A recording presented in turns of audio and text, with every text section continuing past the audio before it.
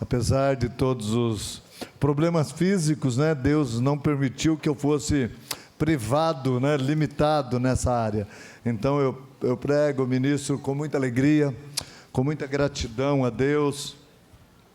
E às vezes, sabe, as pessoas falam, o pastor demora muito para pregar. Sabe, amados, eu gosto de pregar como realmente um pastor, né? Então eu gosto de falar e gosto de explicar de maneira que vocês entendam aquilo que eu quero sempre transmitir para vocês, né? Então, se liguem naquilo que Deus tem transmitido, e muitas vezes, se fosse possível, eu abrir a mente das pessoas para colocar aquilo que Deus tem colocado no nosso coração, na mente delas. Mas nós vamos aqui com muita alegria, com muito prazer, ministrar a palavra de Deus em Isaías, no capítulo de número 6, viu Giovanni falando aqui, né? E algumas coisas a gente é parecido, né? Eu também ia ser dispensado porque meus dentes também não eram muito bons, não. Eu fui dispensado, incapaz B2 ou B3, né? E eu queria servir o exército, mas eu não chorei, não. E não conhecia ninguém para me ajudar, né? Então fui dispensado, né? E você falou que a sua mulher é mais bonita, né? Eu lembro-me quando eu também fui. Eu era feio, gente. Eu não sei o que a minha mulher viu em mim. Eu era feinho, eu era ruinzinho. Eu lembro que quando eu namorava ela, e assim, ela era muito bonita, assim, jovem, né? E um dia na escola, na classe, assim, perto, uma turminha, eu lembro que uma colega tinha me visto, né, com ela, e eu apresentei, e ela chegou então para a turminha ali naquela sala, e ela falou, olha, o Vilela tem uma namorada bonita. E aí eu lembro que alguém lá no grupo falou assim, é bonita para ele, né? E o pior não foi isso, ficasse por aí ainda estava bom. Aí ela falou assim, não, ela é bonita mesmo, né? Então vocês veem que Deus é misericordioso, né? Então, mas graças a Deus, né? Então isso é bom, né? Que quando você vai ficando velho, você fica tão conformado em olhar no espelho, ver as rugas, né? Ver os cabelos brancos. Às vezes eu penso assim, pior aqueles que nem ficam velhos, né? Ou então aqueles que nem cabelo têm para ficar branco. Mas Deus sempre tem algo para nos consolar. Vamos ler a palavra de Deus. Vamos ler Isaías no capítulo de número 6, né? Para que eu não me delongue aí, que já é quase, né, 10h30. Então vamos ler esse texto, Isaías capítulo 6. Vamos ler do versículo de número 1 até o versículo de número 8. E assim diz a palavra: no ano em que morreu o rei Uzias, eu vi ao Senhor assentado sobre um trono, um alto e sublime trono, e o seu séquito enchia o templo. Os serafins estavam acima dele, cada um tinha 6 asas, com 2 cobriam o rosto, e com 2 cobriam os pés, e com 2 voavam, e clamavam uns para os outros, dizendo, Santo, Santo, Santo é o Senhor dos exércitos, toda a terra está cheia da sua glória.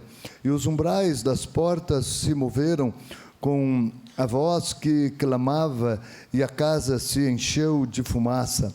Então disse eu, ai de mim, que vou perecendo, porque eu sou um homem de lábios impuros, e habito no meio de um povo de impuros lábios, e os meus olhos viram o Rei, o Senhor dos exércitos.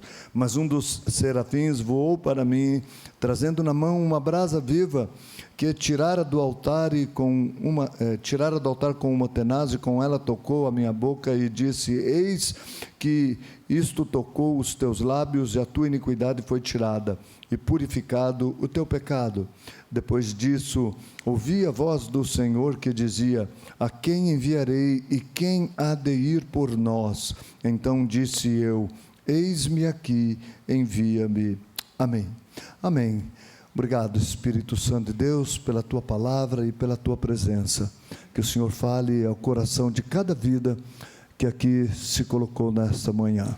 em nome do Senhor Jesus, já que te agradeço por conhecer a tua fidelidade. Amém. Amém. Bom, amados, nós vamos ministrar essa palavra com o tema corrigindo o foco de nossa visão. Podia ser só corrigindo o nosso foco, mas eu quis ser mais específico para que todos entendam. Corrigindo o foco de nossa visão. E esse texto, ele é um texto que vai falar sobre um grande profeta, né? O profeta, sobre o chamado do profeta Isaías, o profeta chamado de o profeta messiânico, é o que mais contemplava Jesus, né?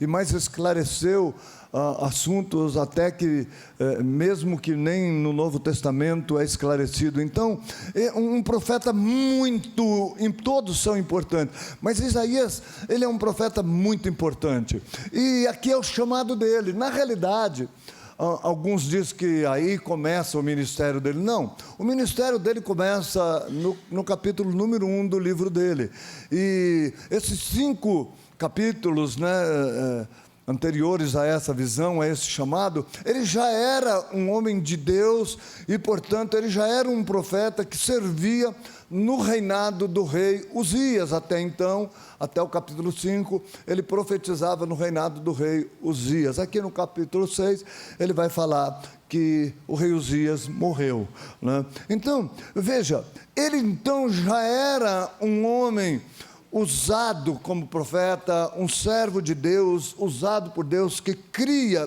em Deus. Mas Deus tinha algo maior para ele. Eu diria que Deus tinha um novo tempo, um novo estágio, né?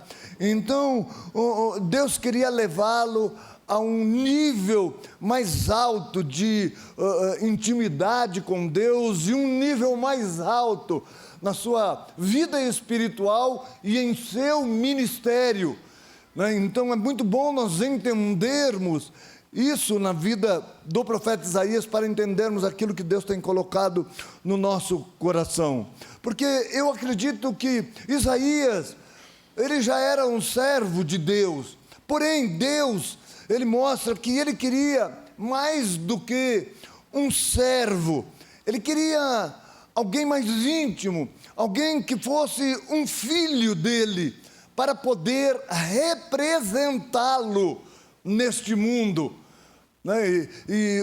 Um servo não representa como poderia, né? Sabe, por isso que Deus, ele diz assim, ele na pessoa da Trindade, parece que conversando, diz: quem enviarei por mim?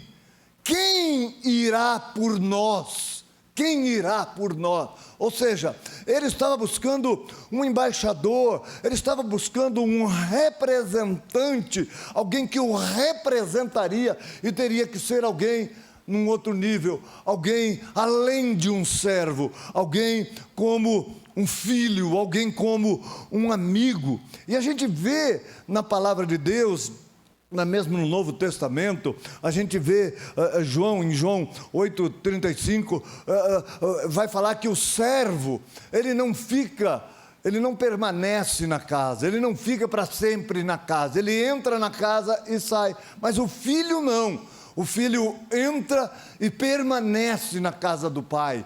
Então, essa é a palavra, né? Tem outro versículo que fala de amigo, por exemplo, em João, no Evangelho de João, no capítulo 15, no versículo 15, Deus diz assim, Jesus diz assim: olha, eu não vou mais chamar vocês de servos, mas eu vou chamar vocês de amigo, porque o amigo sabe tudo, né? O que o pai vai fazer. E eu tenho dito o que o pai vai fazer. Então, um amigo com outro nível, um filho que seja realmente um amigo. E a gente olhando na igreja do Senhor Jesus, tem muitos filhos que, mesmo dentro da igreja, que vivem só como servos, tem uma vida de servo. E eu digo para vocês, como Isaías aqui, Deus quer nos levar a uma outra condição, a um outro nível. de espiritualidade, eu diria, de relacionamento com Ele. Sabe, por isso que nós temos aqui falado sobre um novo tempo. E Deus, Ele quer um novo tempo, onde nós iremos trabalhar sim, mas trabalhar por Ele e com Ele. Amados, e trabalhar como filho é diferente. Você entende? E Deus quer que nós trabalhemos não apenas como servo, mas Ele quer que nós trabalhemos como filho, porque o filho, ele é dono. Imagine um filho que ama aquilo que o pai faz, pensando nessa vida, num negócio, que o pai ele ama aquilo, e ele então, ele quer trabalhar, e o pai fala: filho, trabalha comigo, porque isso aqui vai ficar tudo para você. E ele então trabalha para aquilo que é dele, não é apenas para receber um prêmio, uma recompensa, um salário, mas ele trabalha e constrói algo que é dele. Então por isso que Deus, Ele quer que nós sejamos como filhos, e tem muita gente na igreja que não entende isso.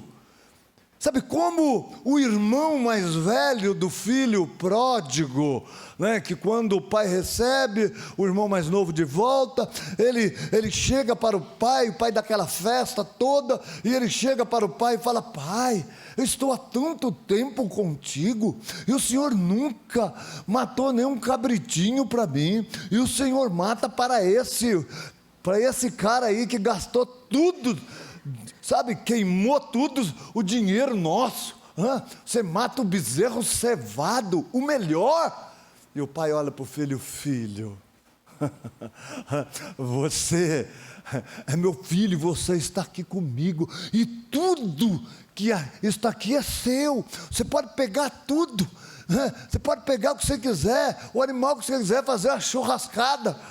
Foi isso que ele disse. Então, a palavra de Deus vai mostrar bem isso, amados. E eu, assim, como um pastor, eu quero que vocês também entendam, sabe? Então, um novo tempo onde nós trabalhamos como filho. Então, sabe, Deus tem dado aí uma visão de trabalho para a igreja, mas sabe, amados, sabe o que vai ser importante para todos nós e para vocês? Não é enxergar como a visão do pastor, sabe? Não é enxergar como a ordem do pastor, não é enxergar esse lugar como a igreja do pastor Vilela, do pastor Eduardo, sabe, não, é enxergar como a minha visão, é enxergar como a minha igreja.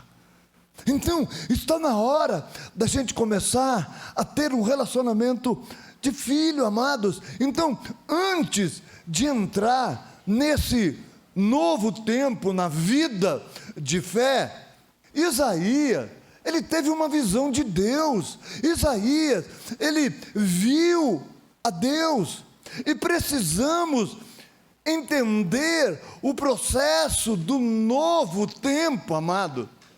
Sabe, não é só pensamento positivo, sabe, não é só autoafirmação, sabe, ou nem só desobediência, porque nós vamos enfrentar muitos obstáculos, e temos que saber como superar. E se você for só para obedecer os pastores, sabe o que vai ser para você? Uma carga que o pastor está jogando sobre as costas de você. E ninguém vem na igreja para receber carga e peso. Jesus diz: vinde a mim todos vós que estáis cansados, sobrecarregados, e eu vos aliviarei. Você vem para a igreja para receber alívio. E se você for só porque você é obediente, você está lascado. Você não vai chegar em lugar nenhum. Então, eu acredito, amado, que nós precisamos de uma revelação de Deus. Nós, sabe, se tivermos a revelação é que vai trazer convicção naquilo que você está sendo direcionado a fazer. Então, Isaías, ele teve uma visão para ele entrar no novo tempo. Ele viu a Deus. Então vamos ver o processo em Isaías e nos inspirarmos nele. Então vamos ver o processo para trabalharmos como filhos. Então a gente olhando para esse texto, vai começar. No ano em que morreu o rei Uzias, eu vi o Senhor assentado num alto e sublime trono, seu séquito enchia todo o tempo. Séquito aqui é as vestes, é o manto, é a orla das vestes. A realidade é a glória, o poder de Deus enchia todo o espaço, não tinha mais lugar para nada. É isso que traduzido quer dizer esse texto, né? Então, veja, agora aqui então vai começar. No ano em que morreu o rei Uzias, eu vi o Senhor assentado num alto e sublime trono. Amados, eu creio, e eu já explico, que esse texto vai começar falando de dois focos. Ele começa com uma mudança de foco. Então, eu quando olho isso, no ano em que morreu o rei Uzias, citado aqui vem como uma marcação de tempo, né? Como para dizer acerca de um tempo. Só que se você olhar na Bíblia, a gente sabe que é isso, mas se você olhar na Bíblia, você vai ver que não era uma maneira comum de falar acerca de um tempo. A maneira comum, principalmente no Velho Testamento, de falar da marcação de um tempo, era no primeiro ano do reinado, aqui no caso, teria que ser dito assim, no primeiro ano do reinado de Jotão, né? Aqui a gente tem o Jotinha, né? Que é filho do Braz, e aqui na Bíblia vai ter o Jotão, que era filho do rei Uzias, né? Um homem de Deus também, e um filho de Deus. Na realidade ele podia falar no primeiro ano do reinado de Jotão, porque Jotão, filho de Uzias, foi um homem de Deus como o pai dele, diz a palavra de Deus. Ele imitou o pai e foi um homem de Deus. Então, amados, o que a gente olha então, que uma maneira incomum para citar um tempo, incomum de citar um tempo, eu creio que é porque Deus, Ele quer falar, Ele quer mostrar algo mais para nós. Então, eu acredito que aqui tem algo a mais, fala algo a mais do que simplesmente a marcação de um tempo, quando fala da morte do rei Uzias. Uma das interpretações é que eu quero trabalhar nesse dia, nessa manhã. E uma das interpretações, amado, é que aqui fala de duas coisas antagônicas, de duas coisas completamente diferentes. Aqui, eu creio que está falando acerca da morte, né, que é a morte de Uzias e o trono de Deus. Então, a morte de Uzias e o trono de Deus. Ou seja, uma visão da morte e uma visão da vida. E é isso que Deus tem falado sempre assim ao meu coração. Aonde está a nossa visão? Você vem na igreja para ouvir uma palavra de vida, e eu pergunto: aonde tem estado o seu foco de vida? Aonde tem estado o foco da sua visão? Amados, o que mudou a história de Isaías não foi a morte de Uzias, foi ver Deus, foi a visão de Deus. E eu quero dizer para vocês que ver o Senhor é que vai mudar a nossa história. E se queremos viver como filhos, temos que mudar o nosso foco, a maneira de nós vermos as coisas. Aqui, amados, fala de uma escolha, pelo menos sugere uma escolha no nosso foco, uma escolha no nosso olhar, uma visão para o túmulo ou uma visão para o trono. É como olhar para Jesus. Tem muita gente que olha para o túmulo, mas Jesus diz: vocês estão procurando onde eu não estou. Então mude o seu foco. Então não mais no trono, no túmulo, eu estou no trono. Jesus está no trono.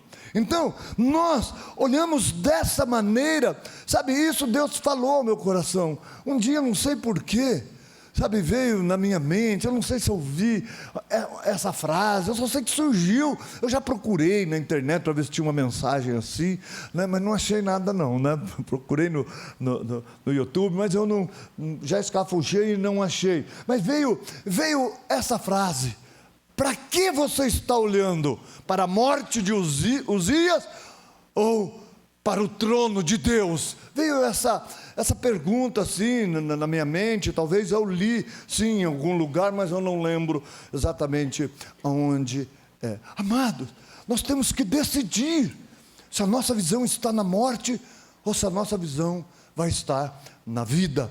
E então nós precisamos urgentemente ver a Deus.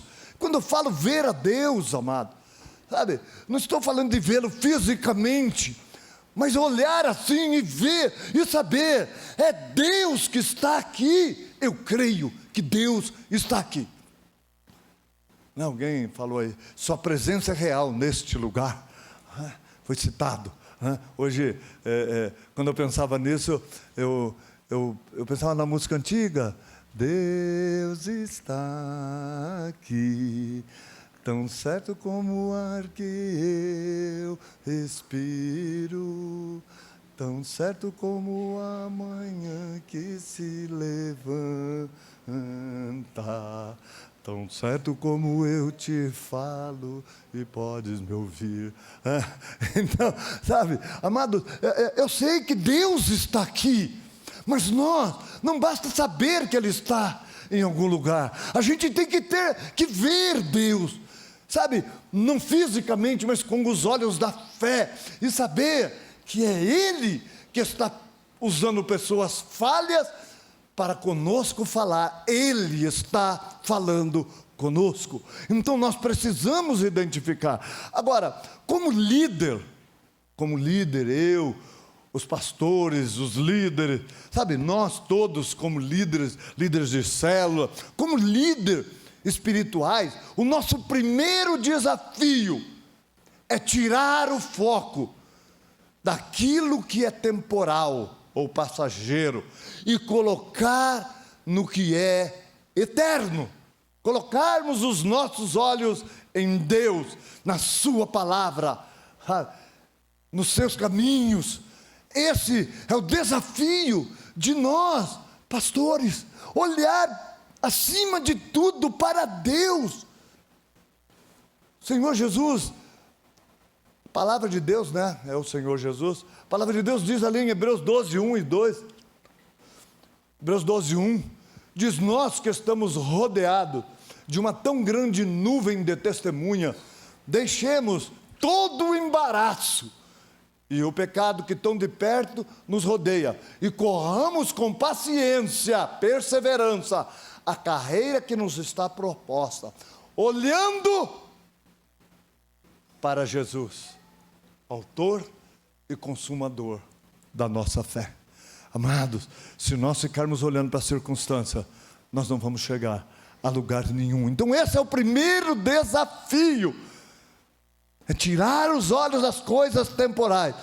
Eu gosto muito da palavra de Paulo a Timóteo, em 1 Timóteo, né, capítulo acho que 4, acho que versículo 4 também por ali, né, que ele vai dizer: olha, ele diz para Timóteo: você é um soldado que luta comigo, e combate o combate como um bom combate de Cristo, e aquele que se alista, ali usa a palavra militar, mas é combater, aquele que se alista para a milícia, para o combate, não se embaraça com negócios dessa vida, a fim de agradar aquele que o alistou.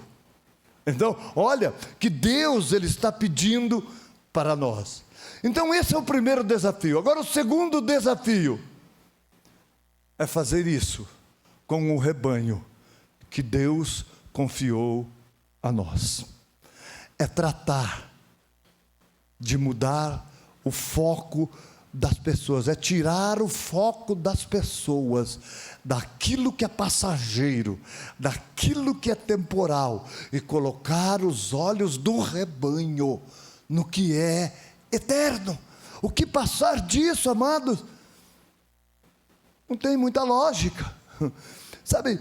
Então nós precisamos entender, amados, que o Giovanni falou, né? Eu não gosto de falar que a gente gosta de ensinar a ganhar dinheiro, mas é evidente que as coisas desse mundo são importantes, mas elas não são as mais importantes.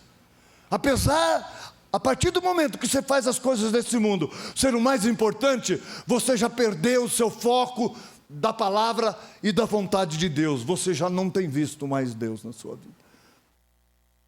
E se a gente olhar para Mateus 6,19, né, você vai ver que Jesus, Ele começa então a ensinar o povo a tirar o foco, os olhos das coisas passageiras. Põe aí, Mateus 6,19. A cara hoje está meio com soninho ali. Já vou acordar ela já. Aí começa um discurso. Ele diz: não ajunteis tesouro na terra, onde a traça e a ferrugem tudo consome, e onde os ladrões tudo minam e roubam. Mas ajuntai tesouros no céu, onde nem a traça nem a ferrugem consome, e onde os ladrões não minam nem roubam. Eu não vou ler o texto todo, mas, amados, Jesus começa então a tratar, eu sei porque eu vi a Adria falando, né, acerca de finanças, né? Eu vi ela falando aqui na reunião de oração, na mensagem, e ela usou esse texto, né?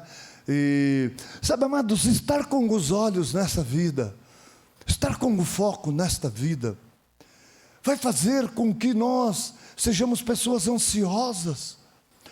Esse ensinamento de Jesus vai culminar com o versículo 33, aliás, é o penúltimo, né? O 34 é o último, mas o 33, o Senhor Jesus vai terminar assim: buscai em primeiro lugar o reino de Deus, que o seu foco seja Deus, e a sua justiça, e as demais coisas, elas vos serão acrescentadas, ponto.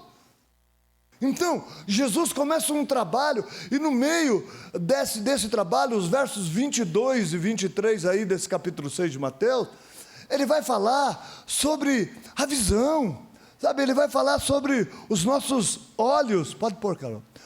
Olha, a luz, a candeia, a luz, a lâmpada do corpo são os olhos, de sorte que se os teus olhos forem bons, todo o seu corpo terá luz. Se porém os teus olhos forem maus, todo o teu corpo será tenebroso. Se portanto a luz que em ti há são trevas, quão grandes serão tais trevas.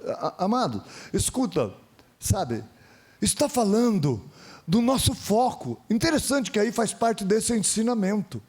Está falando que muitas vezes nós estamos com o foco nesse mundo, ajuntando, conquistando tesouro e tantas outras coisas que são importantes nessa vida, e colocando acima de Deus. Porém aqui, essas coisas se perdem. Nós vamos perder muitas dessas coisas. Quando ele fala, olha, que nessa terra a ferrugem come, né? Os ladrões roubam, está falando, vocês vão perder coisas aqui. E se o seu foco estiver aqui, sabe o que vai acontecer quando vier o dia da perda?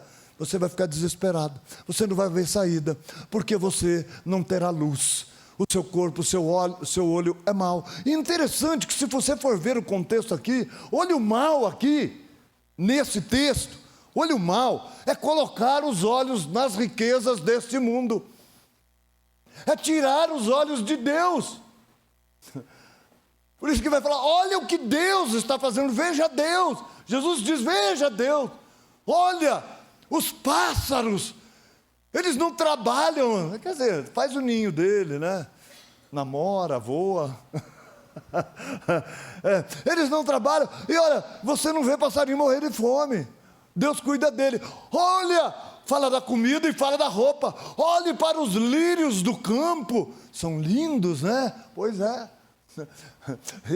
Eles também não tecem, não fiam, nem Salomão, que gostava tanto de roupa bonita e gastava uma fortuna em roupa, ele não conseguiu. Tinha os melhores estilistas, né, do mundo, e nem ele conseguiu vestir como um lírio desse. Fala assim, Deus, né, cuida desse que nasce hoje, amanhã vai morrer, quanto mais vocês, homens de pouca fé, né? Então, amado, a questão não é ter ou não ter, a questão é o foco. Deus não tem problema nenhum que nós façamos planos de ter uma vida melhor, como Giovanni. Deus não tem problema nenhum de que nós fiquemos ricos. Ele não quer que esse seja o foco da sua vida. Ele quer, desde que essas coisas não se tornem o foco da sua vida. Porque é uma coisa muito sutil. Trabalhe, faça tudo como se fosse para Deus. Se lá no teu serviço simplesinho, você dá um melhor, então você está com seus olhos em Deus. Já viu pessoa falando, eu não ganho para fazer isso? Isso aí é pessoa que não tem uma visão de Deus. Fazer tudo nessa vida como se fosse para Deus. Sabe por quê? Porque Deus é seu foco, é Ele que te sustenta. Então vamos mudar o nosso foco para que mude a nossa maneira de ser. Então, amado, Deus então, Ele tem planos para nós, mas o cumprimento desse plano depende do foco da nossa vida.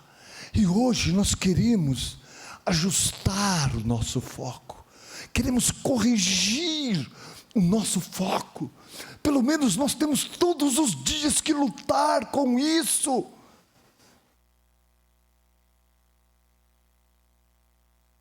Nós estamos realmente, sabe, num desafio. Temos citado, temos crido, nós estamos num desafio aqui de um ano, de nos tornarmos pessoas num outro nível, de sermos pessoas mais frutíferas. E nós estamos aí começando com casas de paz, amados.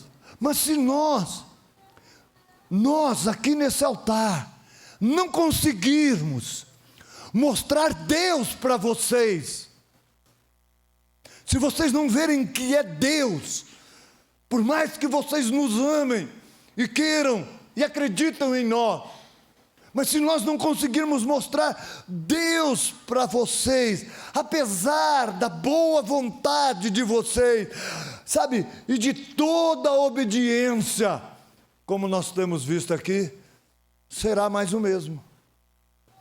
Daqui uns dias um monte de gente frustrada.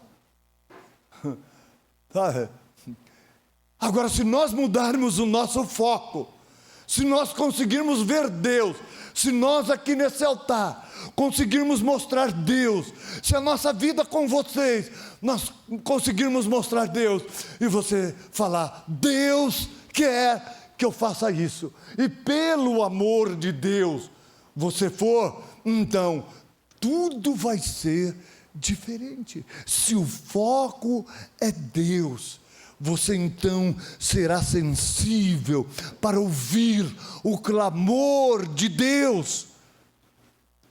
Mesmo quando uma pessoa pede socorro, ou com as pessoas pedindo ajuda, pessoas que estão morrendo nesse mundo ao nosso lado. Como o filme que nós assistimos, aquele trecho, na reunião de líderes, e o Giovanni passou para todo mundo, até o último homem.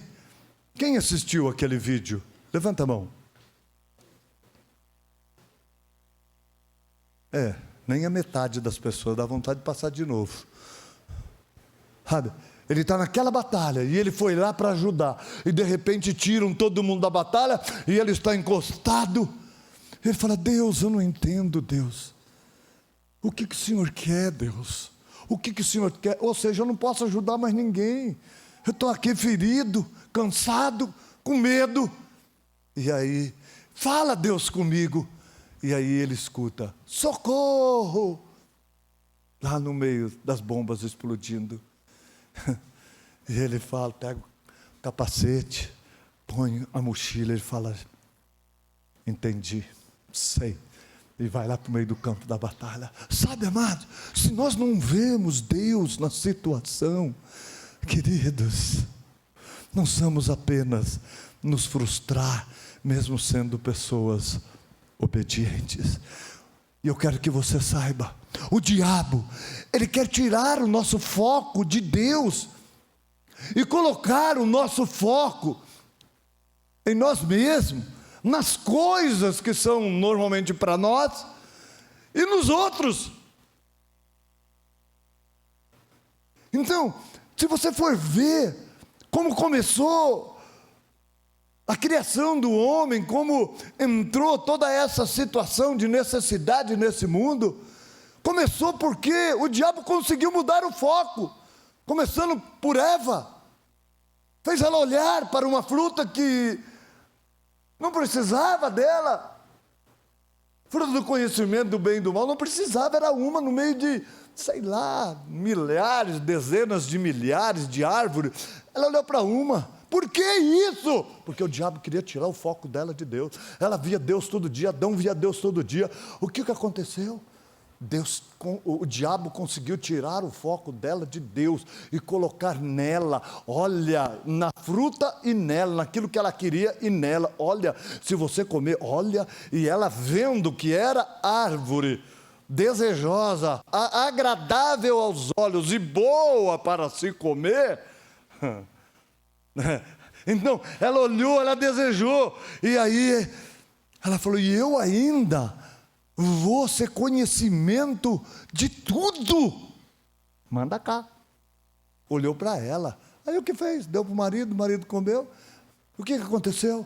Olhou para as coisas, olhou para ela, e olhou, e aí o que aconteceu? Já viraram crítico.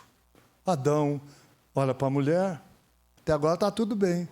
Ai, que vergonha, você está pelada. Ela olha para a raiz, que vergonha, você está pelado. Como é que Deus vai encontrar gente pelado? Deus chega, esconde, Deus fala, onde é que você está, Adão? Ele fala, Senhor, eu me escondi, eu ouvi a sua voz, eu tive vergonha porque eu estou nu. Então, já se tornou uma pessoa crítico. Ele olhou para Eva, nossa, Eva, coisa feia ser pelada, nunca viu. Eva olha para ele, e você então? Que coisa feia. Então, sabe, amado, quando nós tiramos, o diabo quer tirar então o foco, o espírito crítico, amados, ele está em nós. O espírito crítico que nós temos, amados, é um perigo. Não estou dizendo que ele é ruim, eu estou dizendo que ele é um perigo. Por quê? O espírito crítico é bom para a gente avaliar a situação, para que nós não sejamos enganados, porque a palavra de Deus diz, pelo fruto você vai conhecer a árvore, então não entre em encrenca. Então, sabe, agora, apesar dele ser importante para nós temos que entender, amado, entender algo, ele precisa ser controlado, porque senão ele se torna em nós maior do que a graça de Deus. E se você se tornar alguém excessivamente crítico, a graça de Deus sai de você. Você vai se tornar alguém conhecido como alguém fofoqueiro, linguarudo. Por quê? Porque em você o espírito crítico é mais aguçado do que a graça de Deus. Amado, nós precisamos entender que quando uma pessoa olha e começa a criticar os defeitos de uma pessoa, ela já tirou o foco de Deus. Já. A partir do momento que você começou a falar mal de alguém, Você já tirou o foco de Deus. Na realidade, essa foi a Vivi, ela não está aqui, né? Que é a minha fiel companheira agora lá no Florença, todas as quartas-feiras. ela falou isso, né? Acho que numa conversa que ela teve com a Thaís, né? Não sei se foi. Ela disse, né, que quando a gente começa a criticar uma pessoa, é porque a gente tirou o nosso foco de Deus, nosso olhar de Deus, e colocamos no homem, colocamos no outro. E se você colocar o olhar só no homem, sem Deus, você vai então deixar Deus de lado. Sabe, amados, quinta-feira nós tivemos um excelente culto aqui na igreja. Um culto abençoado, um culto ungido, onde o pastor Brás, né, para mim, o melhor culto profético, para mim, Deus falou muito comigo, porque eu me encaixei perfeitamente. O pastor Brás falou de Gideão, sabe? E quando o pastor Brás falou de Gideão, ele falou de um improvável. Gideão era uma pessoa improvável, e Deus chama ele. Deus chama ele, sabe para quê, amado? Para salvar pessoas. Eu salvar pessoas? Mas ele não se via como Deus o via. Ele realmente, e eu me identifiquei demais, porque quando uma pessoa que eu nem falava direito ainda, disse para mim assim: você vai ser um pastor. Você lembra disso? Logo que nós mudamos de Vinhedo, alguém olhou para mim e falou: você vai ser um pastor um dia. Nem de criança eu tomava conta, né? Eu trabalhava ainda, depois que eu vinha trabalhar com criança, nem conseguia falar para as crianças, tão tímido que eu era. Ela que fazia tudo, porque eu tinha vergonha, até o dia que ela me obrigou a fazer isso. Mas sabe, amado, eu era improvável. Por isso que eu me identifiquei demais com aquela mensagem do pastor Brás. E quando esse improvável como nós, né, Deus fala que iria usá-lo para livrar um povo, que era o povo dele, escolhido dele, para salvar pessoas. Ele não acreditou que era ele, amado. Sabe, ele olhava para ele, ele falava: Senhor, não sou eu. Sabe por quê?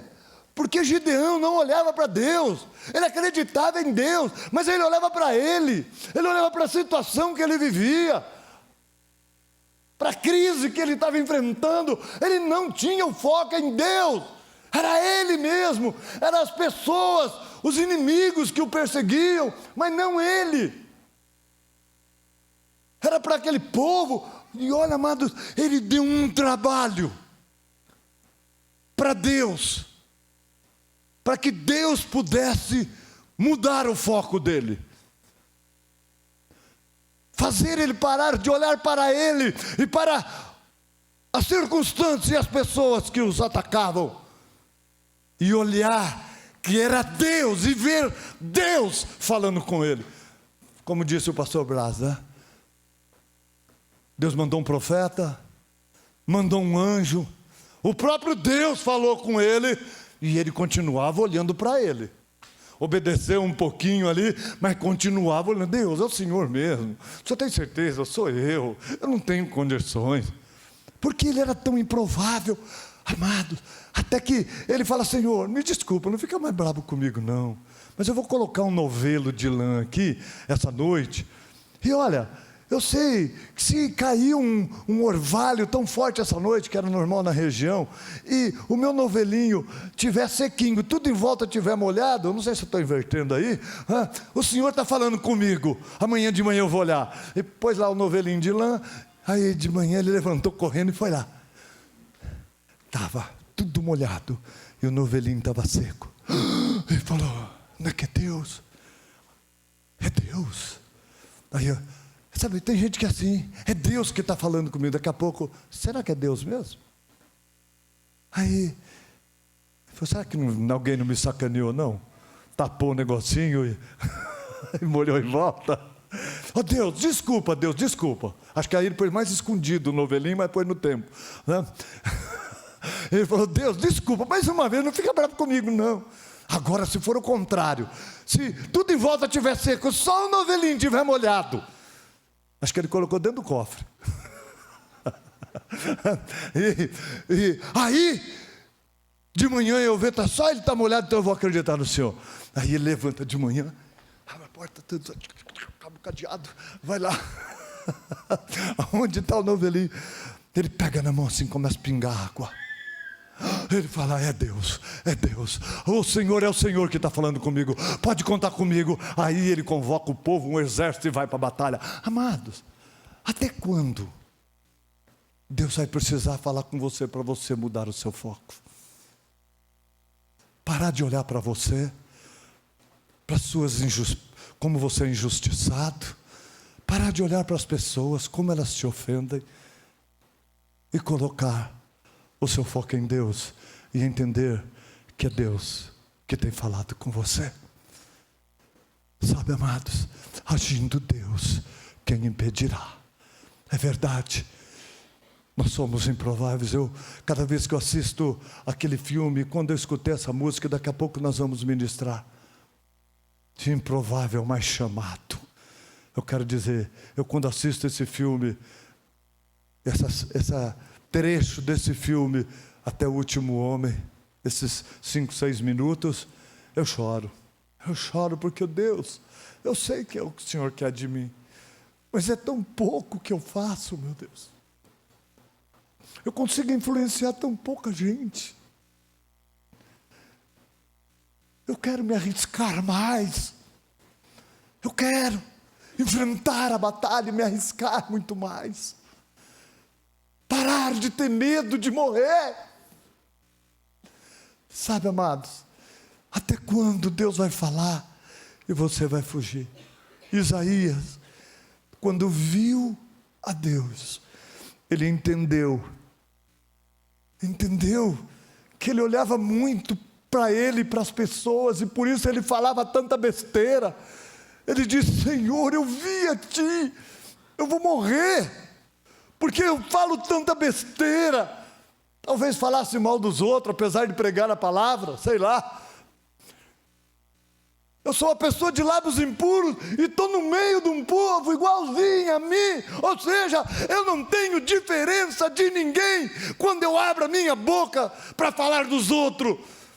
Eu não falo como alguém que vê a Deus. Eu não falo como alguém que é um profeta de Deus. Eu não falo como alguém que é um filho de Deus.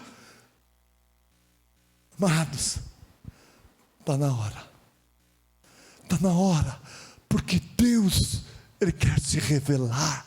Nós precisamos dessa revelação.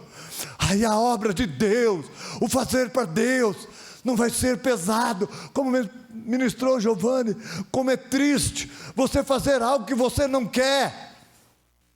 Mas quem é aqui que um dia já esteve apaixonado e nem estava olhando a circunstância para comprar algo, um presente, pagar em prestação? Quantas prestações eu pagava para dar um anel para ela, que ela gostava, numa coleção lá de tudo quanto é pedra,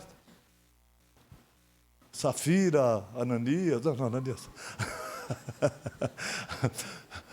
Sabe, amado, sabe o que falta em nós? O amor de Deus. Porque o amor de Deus nos constrange. Nós somos impulsionados por gratidão, por amor. Nós não estamos nem vendo. Sabe, quando eu vejo naquela cena daquele filme, aquele rapaz escuta alguém pedir socorro lá, aquelas bombas estourando, já entende, e ele vai e entra no meio, sabe, amados, é bem por aí. Quem ouve a Deus e ama a Deus, amados, eu tenho visto Deus com sua graça, com sua paciência comigo ao longo dos anos. Ele usou tanta gente com tanta paciência. O pessoal do louvor pode vir. Ele usou tanta gente com tanta paciência para poder alcançar o improvável e fazer de um improvável um representante dele neste mundo. Que nesta manhã você veja Deus falando com você, não um pastor falho, de carne e osso como você, porque eu sou um improvável, mas eu sou um apaixonado por esse Deus. Eu quero ver pessoas apaixonadas, porque quando vocês o amarem, não porque ele solta fogo do olho, não sou apaixonado por Jesus porque sai fogo do olho dele, não. Eu sou apaixonado por Ele, porque Ele morreu por mim, Ele deu a vida dEle por mim, Ele sofreu pelos meus pecados, Ele foi separado do Pai, que era o que Ele tinha de mais precioso por causa dos meus pecados. Eu sou apaixonado por Ele, por aquilo que Ele é e por aquilo que Ele representa na minha vida. Ele venceu tudo por mim e por você. Por isso, amado, que nessa manhã eu podia falar muito mais coisas, mas eu pus no meu coração não falar muito, para ajudar vocês, não por mim, mas que você possa todos os dias, porque teve gente que já viu Deus lá no encontro, viu Deus lá no acampamento, mas as circunstâncias dessa vida, muitas vezes manipulada pelo inimigo no seu sentimento, fez com que você mudasse o seu foco, e fez com que você continuasse, mas continuasse não mais com o mesmo ímpeto, com a mesma paixão. Amados, eu quero ver Deus todo dia. Eu preciso ver Deus todo dia, porque às vezes eu desanimo também como qualquer um, porque eu sou falho como qualquer outro. Mas eu falo, meu Deus, eu preciso ver a Ti. Eu quero ir nesse culto porque eu quero Te ver, meu Deus. Eu quero louvar a Ti porque eu quero Te ver, meu Deus. Eu preciso Te ver. Eu quero orar hoje, meu Deus, porque eu quero Te ver. Eu quero ver a Tua glória, porque a Tua terra está cheia da Tua glória. Eu quero ver, papai, eu quero ver. Eu quero tirar os meus olhos das lutas, das perdas que temos nesse mundo, onde a ferrugem come, onde o ladrão rouba. Meu Deus, eu quero olhar para Ti que é eterno. Eu quero fazer a Tua obra com prazer, apesar das lutas, das dores, dos desânimos. Quero ser um bom soldado.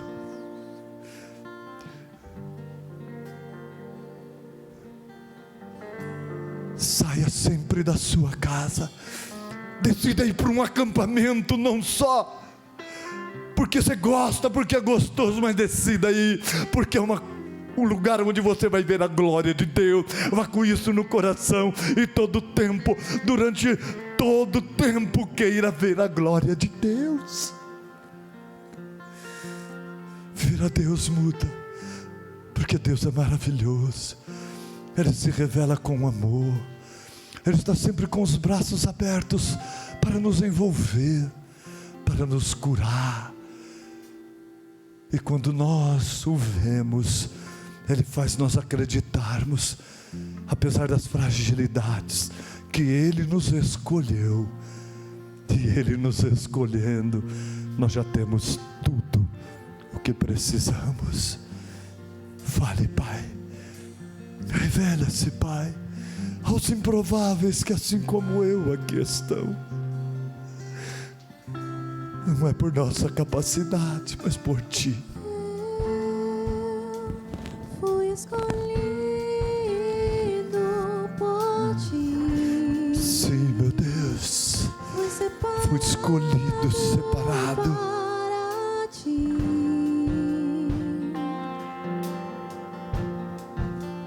Quem sou eu? Mostra, Senhor, a cada um a importância e quem eles são para Ti. O que significa para Ti.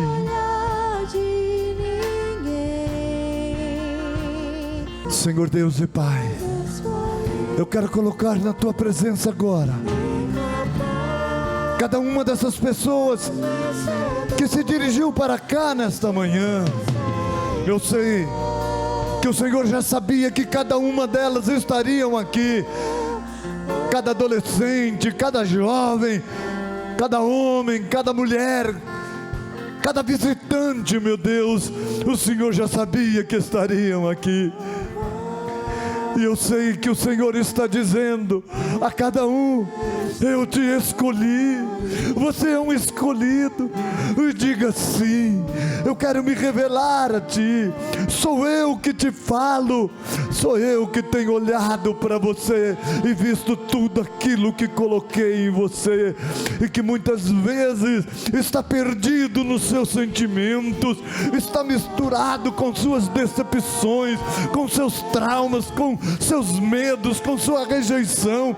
Mas eu estou aqui para falar contigo e para te curar, e para que você seja um filho. Você não é apenas um servo, você é um filho de um pai que te ama tanto, tanto, tanto. Receba o amor de Deus. Receba o amor de um pai que acredita em improváveis e faz deles pessoas guerreiras, usadas para levar salvação a tantos. Obrigado, meu Deus.